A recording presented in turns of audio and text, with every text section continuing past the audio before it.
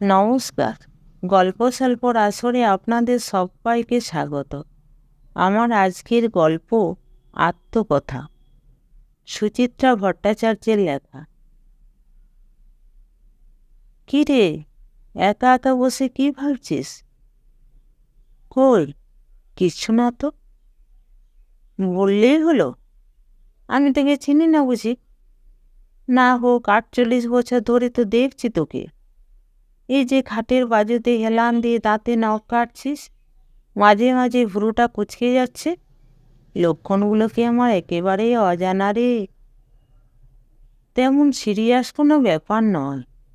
সন্ধে হয়ে গেল, এখনো বাপ্পাটা কলেজ থেকে ফিরল না। তো কবেই বা তোর বাপ্পা সূর্য ডুবতে না ডুবতে সুবোধ বালকটির মতো বাড়ি ঢোকে? তাছাড়া ভালো মতোই জানিস আজ বাপ্পার কোচিং আছে, 8টার আগে ছেলের ফেরার কোনো চান্সই নেই। তা ঠিক, তবু মা তো পথে ঘাটে রোজ কত কি ঘটছে, ভাবনা তো হয়ই। যত সব ঢঙের কথা। এরপর হয়তো বলে বসবি বর এখনো ফেরেনি বলে চিন্তায় পড়েছিস। না না, ওর তো আস্তে আস্তে রাত 10টা। অফিস ফেরটা আড্ডায় ঢু না মারলে ভাত হজম হবে? অন্তত ঘন্টা 2 তো তাস ক্যারাম পেটাবে। এখন তো ওদের আবার কী সব ব্রিজ কম্পিটিশন টম্পিটিশন চলছে। তাহলে ভাবছিসটা কি? ঝেড়ে কাজ না বাবা, আমার কাছে লুকোছাপা নয় নাই করলি। তোর কাছে কিছু গোপন করার জো আছে? যা জেরা করিস তুই। ভাগ্যকে ধন্যবাদ দে, দুনিয়ার অন্তত একজন তো আছে যে তোর ভাবনা টাবনাগুলো জানতে চায়। আর কেউ তো সেভাবে পছেও না। এটা তুই হক কথা বলেছিস। ছেলে তার নিজের ডানা মেলে উড়ছে, বর তার নিজের জগতে মশগুল। আমার কথা ভাববার তাদের সময় কোথায়? যদি বা কিছু বলেও ফেলি, আমায় নিয়ে যা হাসি ঠাট্টা জোড়ে। সত্যি রে, তোর জন্য মায়া হয়। যাদের জন্য প্রাণপাত করছিস তারা তোকে বোঝেই না। কাটা গায়ে নুনে ছিটে দিস না তো। আমাকে দিয়ে বেশি বকালে এইসব শুনতে হবে। তার চেয়ে বরং সমস্যাটা কি হয়েছে বল না। কি যে বলি, আর কিভাবে যে বলি। বন্দনাটা আবার এমন জট পাকিয়ে দিয়ে গেল। কোন বন্দনা? তোর স্কুলের সেই মোটকি বন্ধুটা, যে কথায় কথায় হেসে গড়াগড়ি খেত? না না, বন্দনা না, কলেজের। ভালো রবীন্দ্রসঙ্গীত গাইত। সে তো তুইও গাইতিস। আমি গাইতাম কোরাসে, বন্দনা করতো সোলো। হ্যাঁ, তা কি করেছে বন্দনা? এমন একটা গপ্প ঝাড়ল যার থই পাচ্ছি না। পরশু সন্ধ্যাবেলা আমাদের মার্কেটে গিয়েছিলাম। টুকিটাকি 2-4টে জিনিস কেনার ছিল, পার্সোনাল। বরকে বলে তো লাভ হয় না, তার মনেই থাকে না। সকালে সে বাজারটুকু করে দেয়, তাতেই আমি কৃতার্থ। তা হয়েছে কি, সিআইটি মার্কেটটা থেকে বেরোতেই হঠাৎ বন্দনার মুখোমুখি। আমি দেখতে পাইনি। বন্দনায় আমায় চেঁচিয়ে ডাকল, এদিকে থাকে বুঝি? না, ও এখন নাগতলার বাসিন্দা। খুব বড় নাকি ফ্ল্যাট কিনেছে। আমার তো মাত্র 850 স্কোয়ার ফিট, ওর নাকি 1600। আমাদের পাড়ায় এসেছিল ওর কোন এক দুটো শাশুড়িকে দেখতে। আমাকে দেখে তার কি উচ্ছ্বাস! বলে, কি রে, শান্তিনিকেতন থেকে ফিরে আর যোগাযোগ করলি না, পুরো গায়েব হয়ে গেলি। তুই এবার শান্তিনিকেতনে গেলি কবে? আমিও তো তাই ভাবছি। অথচ ও নাকি দোলের দিন আমাকে শান্তিনিকেতনে। ইন্টারেস্টিং। তুই আদৌ যাসনি, তবু ও তোকে সেখানে দেখলো? সেরকম তো বলল রে। আমি নাকি রং মেখে ভূত হয়ে ঘুরছিলাম। ও নাকি আমাকে চিনতে পেরে ওদের হোটেলে ধরে নিয়ে গেল। তারপর আমরা খুব গোলতানি করলাম। বললো এসব? না হলে আর বলছে কি? ভাব তুই, জন্মের মধ্যে কর্ম। একবারই মাত্র শান্তিনিকেতনে গেছি, তাও ঠাটা ফাঁকা অবস্থায়। একবার দোলের সময় যাওয়ার কত ইচ্ছে, কিছুতেই হয়ে উঠল না। আমার বর ওই ভিড়ভাড়টাতে যাবেই না, অথচ বন্দনা কিনা শান্তিনিকেতনে আমায় রং খেলতে দেখে ফেলল। তুই বল, কি করে এটা সম্ভব? বুঝেছি, আবার তো সেই পুরনো রোগটা মাথা চাড়া দিয়েছে। না রে, সত্যি বন্দনার সঙ্গে পরশু মার্কেটে দেখা হয়েছে। ও সত্যি সত্যি আমায় বলেছে কথাগুলো, বিশ্বাস কর। ঠিক আছে ঠিক আছে, এবার সে থিওরিটা আওড়ানো শুরু করো। অবিকল তোর মতো কেউ নাকি একজন আছে, সে তোর সব চেনা লোকদের দেখা দিচ্ছে, তাকে সবাই তুই ভেবে ভুল করছে। থিওরি কেন হবে? এটা তো ঘটনা, ফ্যাক্ট। বন্দনা নিশ্চয়ই আমার মতো দেখতে সেই মহিলাকে আমি বলে ধরে নিয়েছে। আর সেই মহিলাও তুই সেজে বন্দনার হোটেলে গিয়ে গপ্প করেছে। হাসাস না তো। মহিলাটি যে তুই নোস, আড্ডা মারার পরেও বন্দনা চিনতে পারল না, তাই তো দেখা যাচ্ছে। অর্থাৎ অবিকল আর একটা আমি আছি নিশ্চয়ই, থাকতেই হবে। থাম দেখি, মাথা ঠান্ডা কর। ছোটবেলা থেকে এরকম কবার হলো, হ্যাঁ?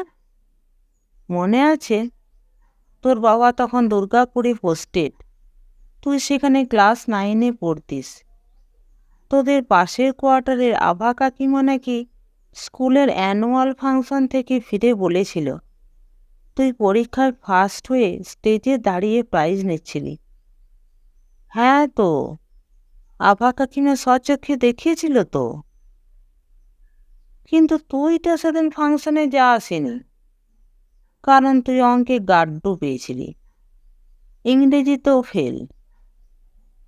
তোর বাবা কি হেডমিস্ট্রেসকে ধরে করে তোকে ক্লাস 7-এ তোলার বন্দোবস্ত করেছিল, সেটাও ঠিক। কিন্তু তুই বল, আভা কাকিমা সেদিন তাহলে স্টেজে কাকে প্রাইজ নিতে দেখেছিল? কাকিমা নিশ্চয়ই কুল মারেনি। তাছাড়া শুধু আমাকে নয়, বাড়ি শুদ্ধ সবাইকে তো শুনিয়েছিল। সত্যি কি শুনিয়েছিল? অবশ্যই। শুনে বাবা গোমড়া হয়ে গেল, দাদা হ্যাঁ হ্যাঁ করে হাসল, মা মুখ বেঁকাল, যেন আমি কখনো ভালো রেজাল্ট করতেই পারি না। অথচ দেখ, হুবহু আমার মতো কেউ একজন প্রাইজটা তো পেয়েছিল সেদিন। মোটেই না, সেবার তো ক্লাসে ফার্স্ট হয়েছিল শিবটা। তার সঙ্গে তোর কোনো মিল নেই। শিবটা কত ব্রাইট, চোখে মুখে বুদ্ধি ঠিক রচ্ছে, আর তোকে তো দেখেই বোঝা যেত তুই 1 নম্বরের কেবলি। ওভাবে হ্যাটা করিস না, সবাই তো সমান ব্রিলিয়ান্ট হয় না। মানছিস 100 বার। তা বলে আভা কাকিমা দেখা দৃশ্যটাই বা উড়িয়ে দিই কী করে? প্রশ্নটা নিজেকেই কর। করেছি বই কি, ঠিকঠাক জবাব তো পাইনি, ধাঁধাটা রয়েই গেছে। আর এরকম তো শুধু একবার নয়, কতবার হয়েছে তুই ভাব। জানি জানি, এবার রাহুলের কাহিনীটা পারবি তো? কাহিনী বলছিস কেন রে? ওটাও তো ঘটনা। তার সাক্ষী একজন দুজন নয়, কলেজের অনেক বন্ধু। কেউ আমাকে রাহুলের সঙ্গে সিনেমা হল থেকে বেরোতে দেখেছে, কেউ বা বলেছে আমি আর রাহুল গঙ্গার ধারে হাত ধরাধরি করে হাঁটছিলাম। সুপর্ণা তো কলেজ ক্যান্টিনের পেছনে আমাকে আর রাহুলকে চুমু খেতেও দেখেছিল। রিতেন্দ্র একদিন নাকি আমার আর রাহুলের সঙ্গে নন্দনে বসে আড্ডাও মেরে এলো। অথচ কস্মিনকালে তুই রাহুলের সঙ্গে কোথাও যাসনি, প্রশ্নই আসে না। ক্লাসে রাহুলের সঙ্গে একটা দুটোর বেশি কথা হয়েছে কিনা সন্দেহ। যেটুকু বলেছি তাও নিতান্তই কিছু, কোনো নোট ফোট নিয়ে কিংবা অমুক ক্লাসটা কোন রুমে হচ্ছে। জানিসই তো ছেলেদের সঙ্গে মেশামেশি দূরস্থান, বাড়তি কথা বলার অভ্যেসটাও আমার ছিল না। খুব জানি তুই ছিলি লাজুকের বেহদ্দ, হাবা গঙ্গারাম। বাসে চেপে কলেজে আসা আর যাওয়া, কলেজে মেয়েদের দঙ্গলের মাঝে ঠোঁটে কুলো পেটে ঘোরাফেরা করা, এই তো ছিল তোর অভ্যেস। মাঝে মধ্যে ফুটপাতে দাঁড়িয়ে ফুচকা খেতে খেতে হি হি হেসেছিস, এই যা। তবে কি তবে? রাহুলের ওপর তোর একটা দুর্বলতা ছিল, বেশ ভালো মতোই। আড়ে আড়ে সারাক্ষণ দেখতিস রাহুলকে। কী রে, ঠিক কি না? জানি না, আমার অত মনে নেই। এখনো লজ্জা? আরে বাবা, রাহুলের মতো ম্যাচু হ্যান্ডসাম ছেলেতে দেখে মেয়েরা লাট্টু হবে, পতঙ্গের মতো ধেয়ে যাবে, এটা তো স্বাভাবিক। আমি কখনো যাইনি। মনে মনে যাওয়ার ইচ্ছেটা তো ছিল। বাজে বকিস না তো, কথা হচ্ছিল একটা লাইনে, তুই অন্য ট্র্যাকে চলে যাচ্ছিস। আসল কথাটার উত্তর দে। কোন কথা? সবাই যে আমায় রাহুলের সঙ্গে দেখতো, সে আমিটা কে? নিশ্চয়ই বলবি না।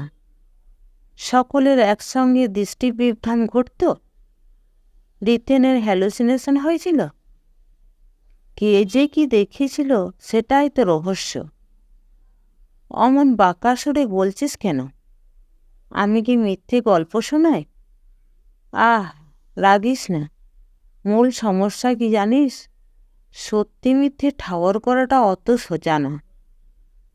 আমাদের চর্মচক্ষু যা দেখে, যাকে ধ্রুব সত্য বলে মেনে নেয়, তা কি সর্বদা নিখাত সত্যি রে?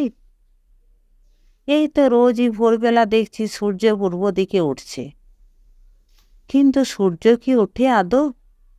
তাহলে পূব দিকে সূর্যের ওঠাটা সত্যি না মিথ্যে? অত প্যাঁচট্যাঁচ আমি বুঝি না। যা ঘটেছিল তাই বলছি।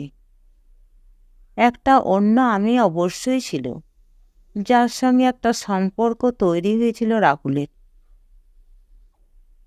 সে এখন কোথায়? বাতাসে ভ্যানিস? আমি জানবো কি করে? ব্যাপারটা তো রাহুল আর তার। কি হলো তারাই বলতে পারবে। এবার বোধহয় পরবর্তী গল্পটাই আসবি। কোনটা বলতো? ওই যে তোর বর বাড়ি এসে বলল গড়িয়াহাট মোড়ে তোকে নাকি কার সঙ্গে দেখেছে। লোকটা নাকি দারুণ হ্যান্ডসাম, চেহারা ডেসক্রিপশন নাকি রাহুলের সঙ্গে খাপে খাপে মিলে যায়। তুই নাকি শুনে হেসে উড়িয়ে দিয়েছিলি, কিন্তু তোর বর একদম মানতে পারেনি। হ্যাঁ, ওরকমটা হয়েছিল তো। আমাকে বারবার খোঁচাচ্ছিল, কায়দা করে জানতে চাইছিল সত্যি সত্যি আমি গড়িয়াহাটে গিয়েছিলাম কিনা। ঈর্ষা কাতর হয়ে পড়েছিল বলছিস? কি জানি, হবেও বা। কিন্তু তোর বরের নেচারের সঙ্গে তো এটা মেলে না। যতদূর দেখেছি সে বিন্দাস টাইপ। তোকে কেউ ইলোপ করে নিয়ে গেলেও বিশেষ হেলদোল হবে বলে তো মনে হয় না। আমি জানি না, সেদিন অফিস থেকে ফিরে যে আচরণটা করেছিল সেটাই শুধু দেখেছি। আমার কেমন বিশ্বাস হয় না। তোর বরটা তো এত অ্যানরোমান্টিক, তাতে কি হয়েছে?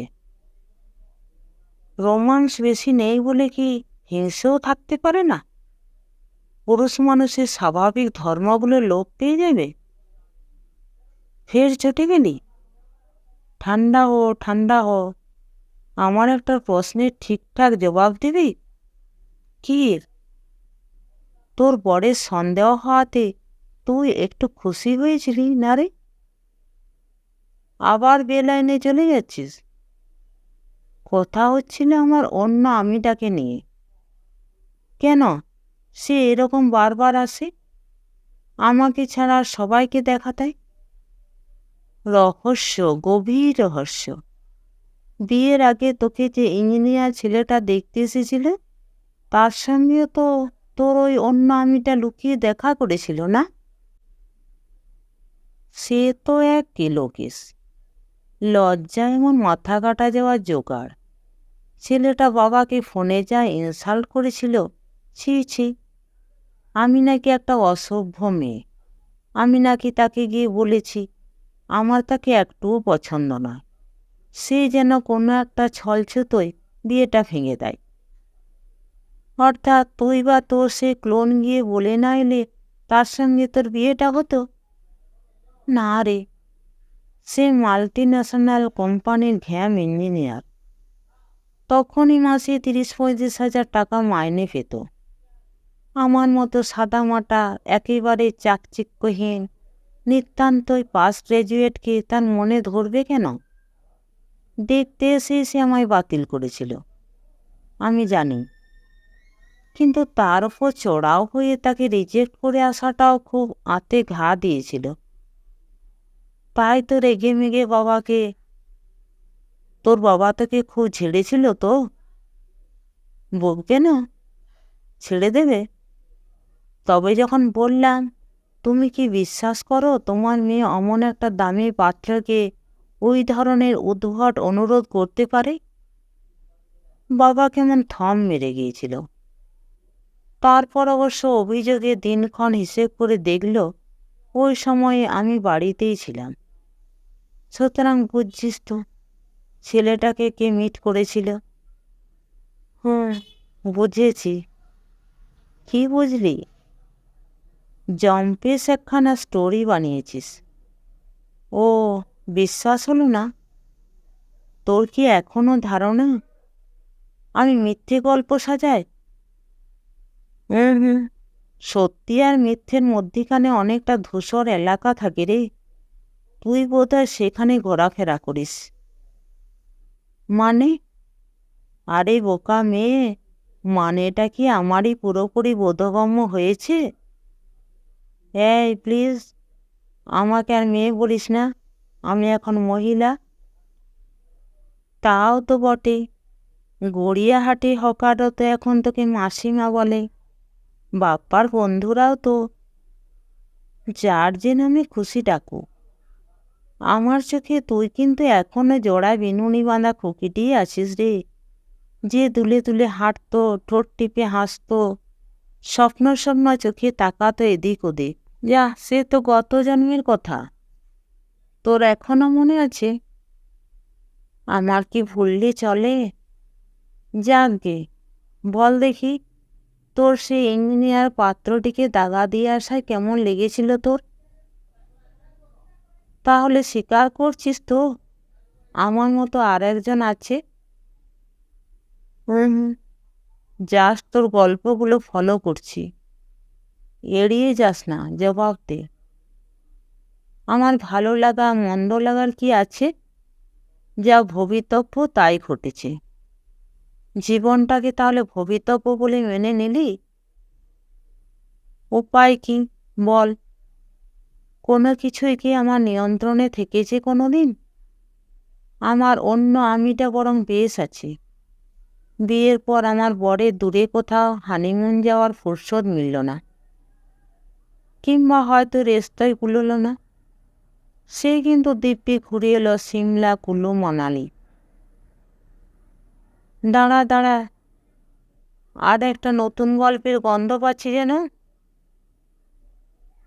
বারবার গল্প গল্প করিস না তো। এগুলো সব ঘটনা, বর্ণে বর্ণে সত্যি। মধুচন্দ্রিমার পরে বাপের বাড়ি গেছি।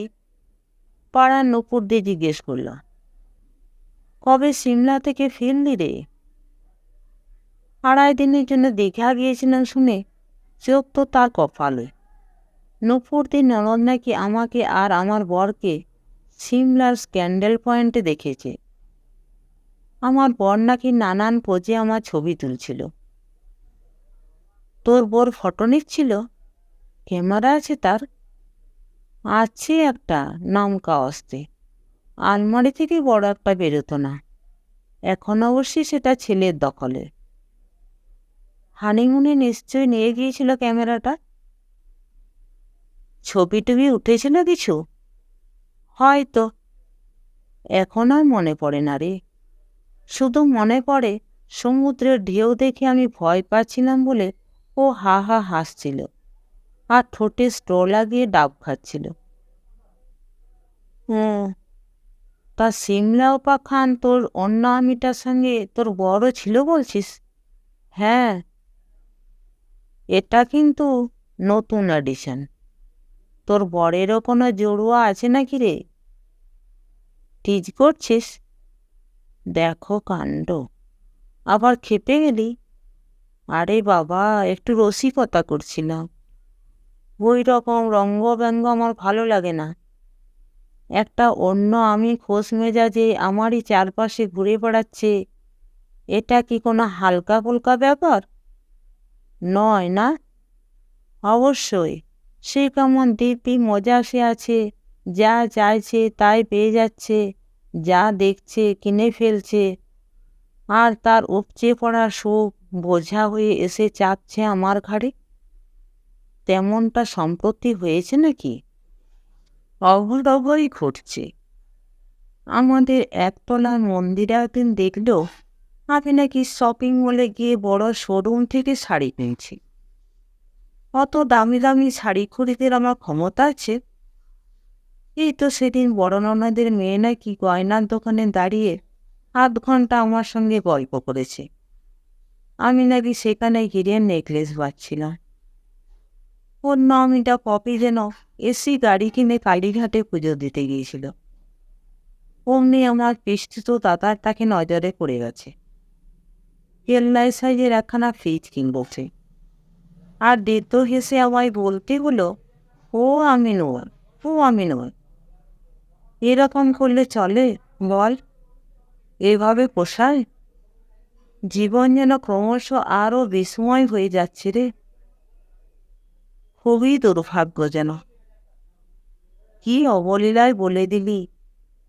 যাকে প্রতিনিয়ত এসব শুনতে হয় সইতে হয়, একমাত্র সেই বুঝি বোঝে যন্ত্রণাটা।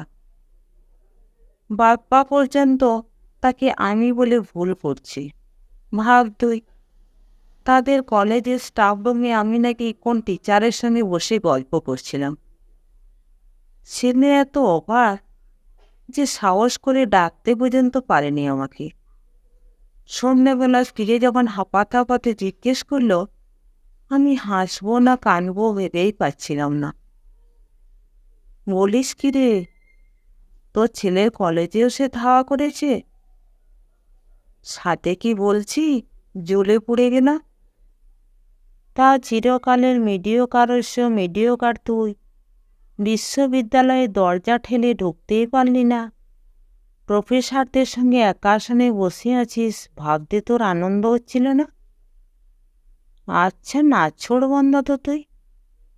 কোথায় কতটুকু খুশি পেলাম তাতেই শুধু উৎসাহ। ওদিকে সে যে আমায় কিভাবে দগ্ধাচ্ছে জানার তোর কোনো আগ্রহ নেই। সত্যি কি পড়ছিস? ভান করছিস না তো? কিসের ভান? কেন ভান? বুঝছেও বুঝছিস না যেন। না, খুলে বল। তুই কি সত্যি বিশ্বাস করিস তোর মতো একজন আছে? যা বাবা, তাহলে এতক্ষণ ধরে বলছিটা কি? 1-8 বার নয়, অজস্রবার আমি তার অস্তিত্ব টের পেয়েছি। লেটেস্ট বন্দনার ওই শান্তিনিকেতন এপিসোড।